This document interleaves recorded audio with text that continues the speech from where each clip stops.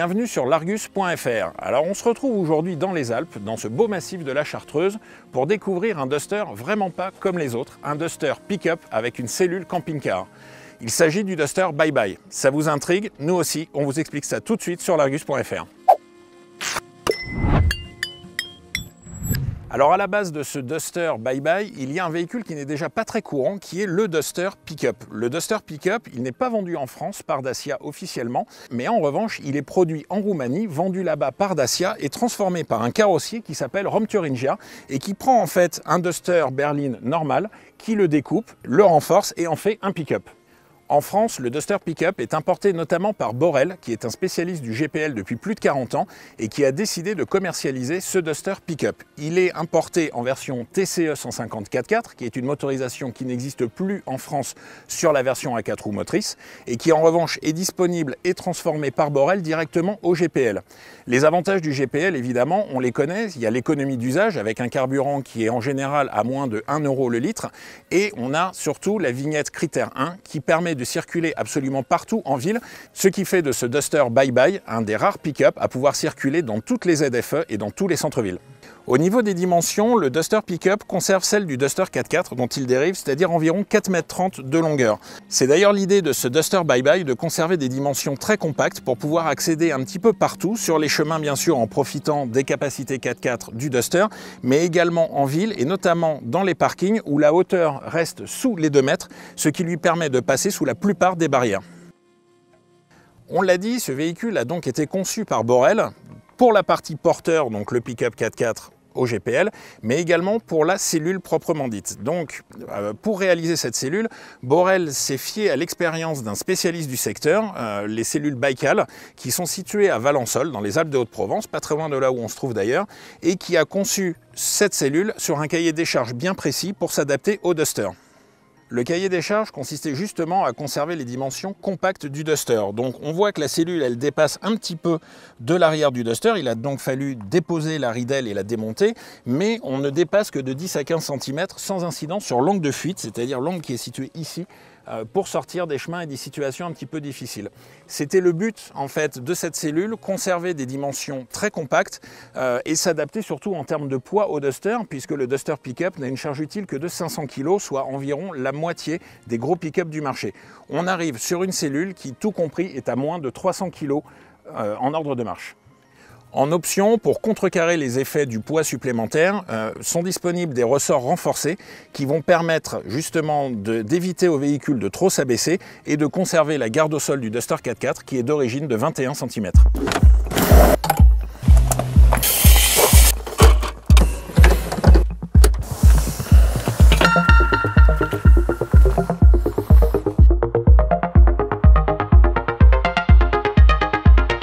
Voilà, vous l'avez vu, en 2 minutes environ, on a transformé notre Duster Pickup en un véritable petit camping-car avec de nombreux équipements de confort pour le bivouac, à l'extérieur comme à l'intérieur de cette cellule que nous allons vous détailler tout de suite. Dans le premier coffre, à l'extérieur, on va retrouver déjà les pieds de la table qu'on va installer et on va retrouver également une bouteille de gaz qui va alimenter la partie cuisine et également le chauffage, parce que oui, ce Duster dispose du chauffage pour les nuits d'hiver. De l'autre côté du véhicule, on retrouve un deuxième coffre qui lui abrite la partie électrique du pick-up. On retrouve dans cette partie électrique tout le circuit qui va aller alimenter les différents consommateurs en électricité du pick-up, que ce soit l'éclairage, mais également le frigo ou encore le chauffage. La batterie principale qui alimente toute l'électricité du pick-up, elle est reliée à un chargeur qui lui va pouvoir charger cette batterie non seulement avec l'alternateur du véhicule quand on roule, mais également avec une prise standard P17 qui permet de se connecter sur n'importe quel camping en France et un peu partout en Europe. Pour être totalement en autonomie, quand on n'est pas branché sur une prise de courant, le Duster permet aussi de produire sa propre électricité grâce à un grand panneau solaire de 160 watts situé sur le toit de la cellule. Autre élément indispensable à la vie en bivouac en autonomie, c'est bien sûr l'eau. On dispose d'un réservoir de 32 litres à l'intérieur qu'on peut remplir par l'extérieur ici via cette trappe avec n'importe quel robinet ou tuyau sur les campings par exemple. Le réservoir de 32 litres alimente à l'extérieur la douchette qui va permettre de se laver à l'extérieur, de laver également son équipement de randonnée, de vélo, etc. avec une douchette extensible qu'on peut sortir ici et qui permet, grâce au chauffe-eau, d'avoir de l'eau chaude et de l'eau froide. La cellule dispose de 2 ouvrants à 360 degrés, un en haut et un sur la porte arrière, qui permettent donc d'ouvrir complètement les fenêtres et également de disposer d'une moustiquaire ou alors d'un volet occultant. Le Duster Pickup est un simple cabine, il ne peut donc emmener que 2 personnes. La cellule a également été donc conçue pour 2 personnes, avec un premier siège ici, où je suis installé, un deuxième juste en face de moi, derrière la table coulissante. Le troisième siège est occupé par le frigo, un vrai frigo à compression de 25 litres, qui permet de garder vos aliments et vos boissons au frais. La table en elle-même est donc pivotante, elle peut également s'enlever, et on peut l'emmener à l'extérieur, la poser sur le trépied qui est rangé dans le rangement extérieur de la cellule et avoir comme ça une table d'extérieur. Autre possibilité, on a dans la porte de la cellule une deuxième table qui peut être installée à l'extérieur et étendre ainsi le plan de travail, par exemple pour préparer la cuisine en extérieur ou poser divers objets quand on est au bivouac. On a la partie cuisine proprement dite avec une vraie kitchenette, un feu au gaz alimenté par la bouteille de gaz qu'on a vu tout à l'heure et un lavabo avec toujours l'eau qui provient du réservoir de 32 litres. Alors dans la cellule, on retrouve aussi des rangements un petit peu partout. Un premier grand rangement sous le plan de travail de la cuisine. On retrouve également des rangements au sol, 3 rangements ici qui sont identiques. Plus quelques rangements, 2 grands rangements au niveau de la partie lit, pour un total de plus de 300 litres, ce qui permet d'emmener quand même beaucoup d'affaires pour son bivouac, tout en sachant qu'en plus, quand on roule, on a tout cet espace-là qui est disponible pour mettre pas mal d'affaires et des chargements un petit peu plus encombrants. En plus de l'installation électrique qu'on vous a montré à l'extérieur, on retrouve à l'intérieur de la cellule un vrai tableau électrique qui va permettre de contrôler tous les équipements de la cellule. Les différents boutons permettent par exemple d'activer ou désactiver le frigo, la pompe à eau qui se trouve juste en dessous le lit, ou encore les éclairages intérieurs et extérieurs. On peut aussi commander le chauffage puisque ce Duster embarque un chauffage au gaz qui permet de passer des nuits bien au chaud, même l'hiver. Pour continuer le tour de la partie technique, on retrouve sous le lit plusieurs équipements, à commencer par le chauffe-eau, qui est ici, qui est un chauffe-eau électrique. Ce chauffe-eau électrique ne peut être mis en fonction que quand le moteur tourne, parce que sinon il viderait immédiatement la batterie. C'est-à-dire que quand vous allez rouler toute la journée, l'eau va être à bonne température le soir pour la douche. Au-dessus, on retrouve également la sortie du chauffage qui va donc permettre d'avoir une température réglable par le tableau électrique dans la cellule en cas de grand froid la nuit ou l'hiver. Et puis caché ici, on a également la réserve d'eau de 32 litres qu'on peut remplir de l'extérieur comme on vous l'a déjà montré. Et puis pour les réfractaires à la vie vraiment sauvage en pleine nature, on a un petit élément de confort supplémentaire, ces toilettes chimiques qu'on peut également utiliser à l'intérieur du véhicule si on est tout seul, ou alors en extérieur, et il se vidange avec une cassette chimique standard que vous pourrez aller vider dans les aires de camping-car prévues à cet effet, et évidemment jamais dans la nature. On en vient à la partie la plus importante, le couchage, puisque évidemment, le but de la cellule, c'est de pouvoir dormir n'importe où en bivouac dans la nature. Alors pour ça, on n'a qu'à tirer la planche du lit, rabattre le matelas, et on se retrouve avec un vrai grand lit qui fait 150 de largeur ici, 1 mètre en bas il se rétrécit, et 190 de long, ce qui permet de dormir confortablement à 2, à condition quand même de ne pas être trop claustrophobe, puisque là où on met la tête tout là-bas, on a quand même un espace qui est relativement réduit, et donc attention au réveil brusque en pleine nuit. Alors effectivement, c'est pas très haut, mais c'est quand même confortable, le matelas est épais, et c'est quand même pas mal pour passer une bonne nuit. Alors maintenant qu'on s'est bien reposé, qu'on a profité de l'intérieur de ce Duster, on va aller voir ce que ça vaut sur la route, et surtout, est-ce que la cellule va changer quelque chose dans les aptitudes 4x4, mais également les aptitudes routières du véhicule.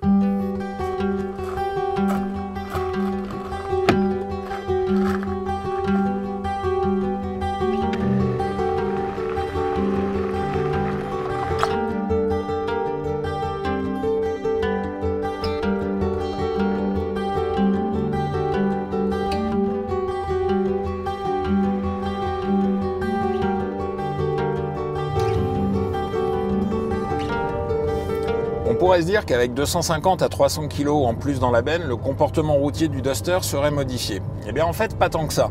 On sent évidemment qu'on est chargé, on sent qu'on a plus de poids que d'habitude, mais pas de quoi modifier l'équilibre ni le confort du Duster. Il n'y a pas de cabrage prononcé à l'accélération, il n'y a pas de plongée marquée au freinage, et surtout en virage, là on est sur un parcours de montagne qui est quand même assez exigeant en termes de tenue de route, on ne sent pas de grosses différences avec le comportement normal du Duster. On a un centre de gravité un petit peu plus haut et on a un poids qui est plus élevé, donc il faut adapter son allure dans les virages, mais rien de très compliqué. Et surtout, la conduite s'avère beaucoup plus facile et beaucoup plus reposante qu'à bord d'un gros camping-car ou d'un gros van. On est sur un véhicule qui reste très compact, qui reste léger, avec toutes les qualités routières du Duster.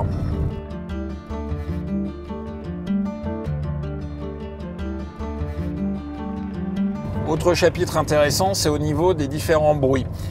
On pourrait craindre également que ça génère énormément de bruit, qu'il y ait des grincements, des craquements, et au final, non, on reste sur un bruit tout à fait normal.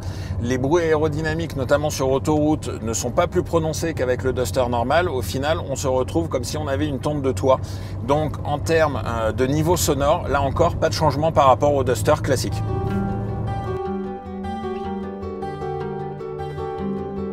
Côté mécanique, le 1,3 litre à 150 chevaux n'est pas trop pour déplacer l'ensemble.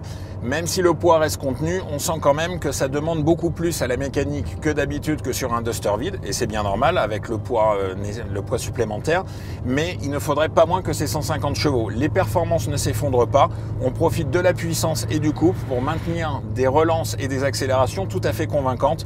Là encore, on reste presque sur les prestations d'un Duster tout à fait classique.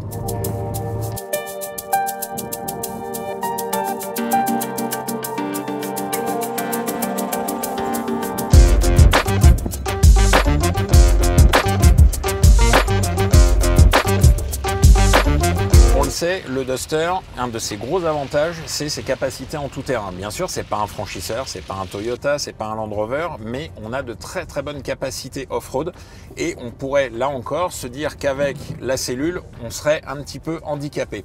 Alors finalement, c'est la bonne surprise de cet essai. On a constaté toute la journée en roulant sur des pistes et des chemins de terre que la cellule ne gêne pas la progression en tout terrain. Là encore, il faut se méfier. On a un centre de gravité qui est un petit peu élevé, donc en dévers, il va falloir faire plus attention. On va prendre moins que les 45 degrés d'origine du Duster, mais on reste très très confortable en marge de sécurité. Idem pour les franchissements, à partir du moment où on est un petit peu surélevé à l'arrière, avec les ressorts optionnels, on garde une excellente garde au sol et quasiment intacte les capacités du Duster en tout terrain. Ce qui fait qu'avec ce Duster Bye Bye, vous allez pouvoir trouver des bivouacs largement au-delà du bitume et profiter de la nature, loin des routes, loin des camping-cars et des autres campeurs.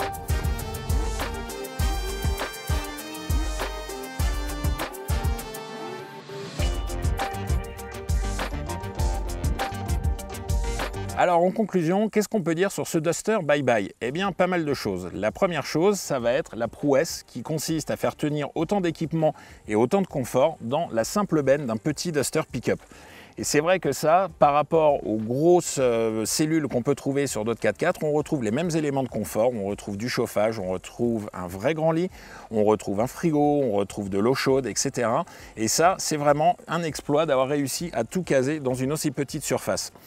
La deuxième chose qu'on peut dire et qui est à mettre au crédit de ce Duster Bye Bye, c'est bien sûr qu'on conserve l'ensemble des qualités du Duster.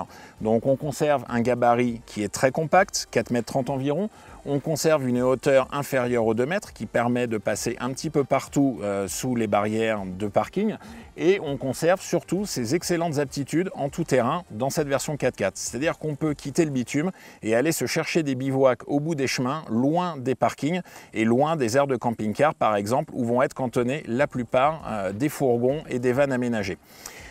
Au chapitre qui fâche un petit peu traditionnellement, évidemment, il y a le prix. Et le Duster Bye Bye, effectivement, en termes de tarifs, il démarre à 60 000 € et il va jusqu'à 70 000 € en fonction de la motorisation, essence ou GPL, et de la finition du Duster de base. Si effectivement le tarif peut sembler un petit peu élevé à première vue, on reste quand même sur un véhicule extrêmement polyvalent, capable de sortir du bitume et qui conserve toutes les qualités du Duster de base. De quoi partir en bivouac en toute liberté. Merci de nous avoir suivis tout au long de cet essai dans ce beau massif de la Chartreuse. On espère vous retrouver très bientôt pour d'autres essais sur l'Argus.fr.